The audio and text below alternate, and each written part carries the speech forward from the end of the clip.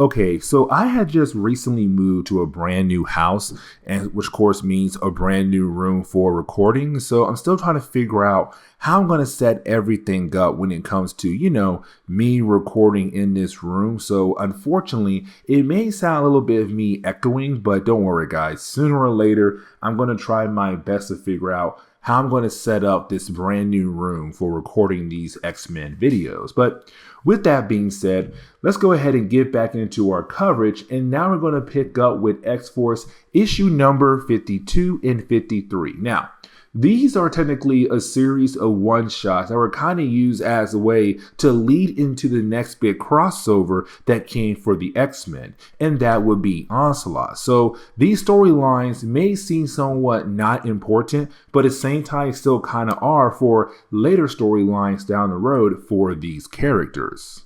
Now, the first part of issue number 52 is really more of us picking up with the girls of X-Force. So, of course, that would be Domino, Siren, and also, Meltdown. She was called Boom Boom, then Boomer, but she's now by the name Meltdown on this time in Marvel Comics. Now, for all three characters, they went over to Camp Hayden. Now, Camp Hayden was this government base that was working on a project called Project Sentinel. Now, the whole idea of that project was to create a brand new Sentinel, better known as Nimrod. And so for our heroes, they kind of want to make sure that facility has been shut down. But here comes the big problem, though. You see, as they do arrive at that facility, they realize it is empty, but they also see a message on the wall. And the message says Onslaught. And we're kind of wondering okay, what is Onslaught doing here at this facility? But on top of that, you did have our heroes be confronted by Blob.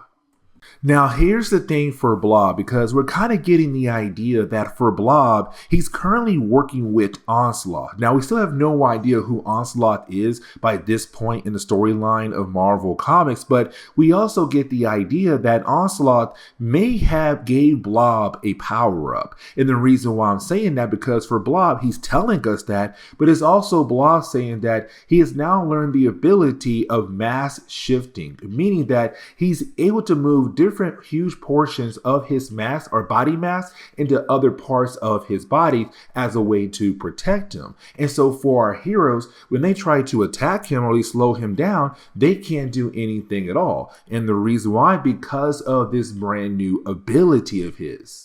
Now, for a brief moment, we do transition over to Warpath and also Shatterstar. Now, these two characters, they are currently going through a training session. Now, remember, for Shatterstar, he comes from Mojoverse, but the way he was trained and created, the dude is a fighting machine, a warrior. And so for Warpath, he always had a hard time getting a hit on Shatterstar. But this time, you have Warpath being able to actually get a hit on him. But here's the thing.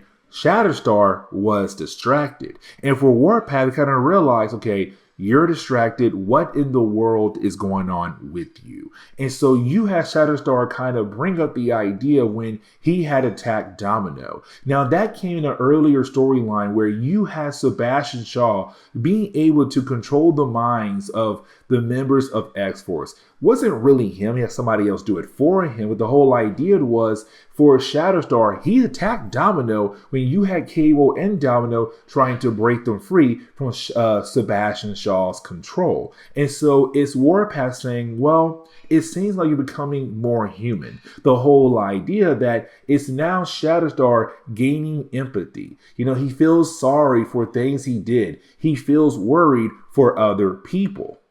Now, the rest of this issue is really more of us seeing Boom Boom kind of go out of her way to show us that she's going to reach new limits with her powers, but also the way she's acting as well. Let me explain, because there was an earlier storyline where you had Boom Boom believe that she could possibly see a better side to Sabretooth, that she believed that he'll become a better person because he was staying with the X-Men. He has severe brain damage, and while his mind was healing, he was acting completely different. But in reality, he was playing everybody, including her. And so for Boom Boom, with that and also what happened to her father, she's kind of more how I say it, like just ruthless now, basically. And so you have her take one of her bombs and put it inside the mouth of Blob. Because the Blob, yes, you may not get hurt on the outside, but the inside you can. I can blow you up from the inside out. Now she begins to count down until he is able to say yes, he'll quit, but also hopefully share some information about Onslaught. Now for Blob, he calls it quits very fast. Like, please, I don't want to get blown up here. Now this is kind of new because for Domino and Siren, they tell us they have not seen this before, where you have Boom Boom being able to take the bomb out of Blob's body. It's like her calling it back to her and it's saying, you know what? Do not blow up. Like she can throw it away, but call it right back to her if she needs to. Now for Blob, he does quit.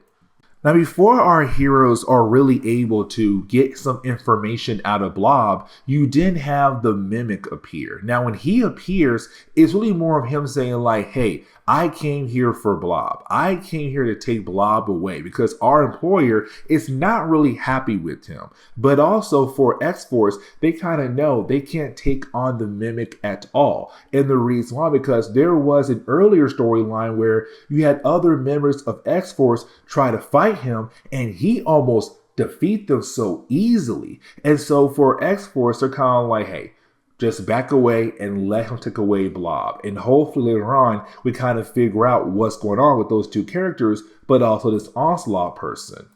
Now we do transition over to Sunspot and also Caliban. Now these two characters, they headed over to Manhattan. And the reason why, because for Sunspot, he was called over by somebody known as Gideon. Now we have not seen Gideon in a very long time. But when you do have the two characters arrive at his tower, well, Gideon is blown out of his building and crashes right in front of our two heroes. Now for Gideon, he's an external. They can't die. But you have Caliban say, your friend here is actually dead right now. Like, with my ability to detect other mutants, I can tell you that he's no longer with us.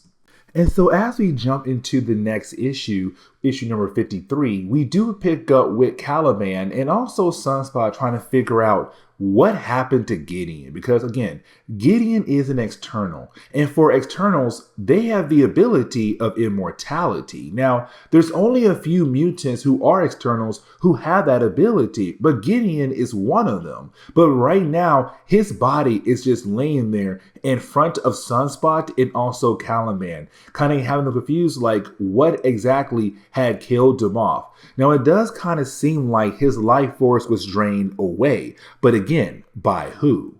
Now, before our heroes are able to kind of figure out what exactly had happened to Gideon, they're then confronted by two other members of the externals. The first one would be Cruel, the purple one, and the other one would be Absalom. Now, these two characters, they truly believe that it was Sunspot and Caliban who had killed off Gideon. And matter of fact, they're telling us that there's somebody out there trying to hunt down the externals. And we're kind of left to wonder who that could possibly be. But for our heroes right now, that person has to wait because right now they have to fight against these two other members of the externals and hopefully survive. But for Caliban, he's already stabbed through his body in multiple areas. And so for Sunspot, he has no choice here. He has to go ahead and call in backup. Now, right after you do have the girls get back over to the school of Charles Xavier, you do have Warpath and also Shatterstar inform the girls like, hey,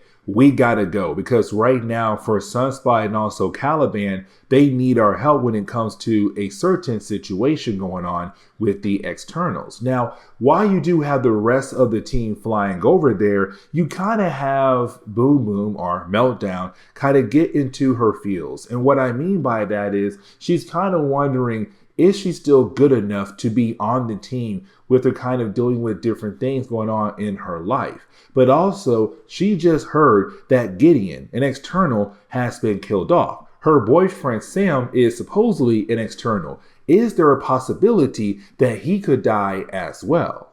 Now, the rest of the storyline is really more of us just seeing our heroes being able to arrive there to help out Sunspot and Caliban to fight against, well, the externals. Now, for Warpath, I want to shift our focus over to Warpath. And here's the reason why. Because he kind of realized if the person who is responsible for attacking Gideon, they're most likely still here. Because Gideon did fall out of that very tall building up there. And so for Warpath, he begins to climb very fast. Now remember, around this time in Marvel Comics, Warpath abilities have been evolving where he's now able to move a whole lot faster, and it seems like he's a whole lot stronger as well. But either way, once he does make it to the very top, he finds the dead body of Saul. Now Saul is another external who's not really important for the storyline, but once you do have Warpath begin to investigate the entire area where Gideon supposedly came from, you then have somebody from behind knock out Warpath with the possibility of him dying. Now, this is where we're going to end today's comic book video, because the next one will kind of wrap up this storyline, but also get X-Force ready for the next big event, the Onslaught storyline. But with that being said, guys, please leave me a like down below and subscribe. But guys, see y'all next time. Later.